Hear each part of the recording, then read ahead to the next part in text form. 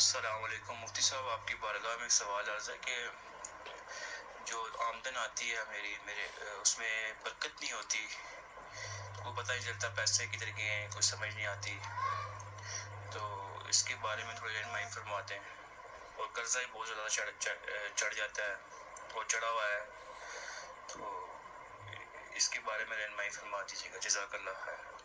जी अस्सलाम वालेकुम रहमतुल्लाहि व बरकातुहू। जो आमदनी आती है उसमें बरकत नहीं होती।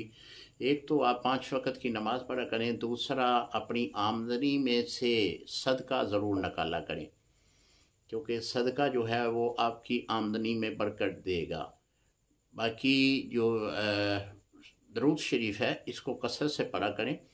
सूरत अखलास को रोज़ाना 200 बार पढ़ें और इंशाअल्लाह आपकी आमदनी में बरकत भी होगी और आमदनी में इजाफ़ा भी होगा। अस्सलाम वालेकुम रहमतुल्लाह।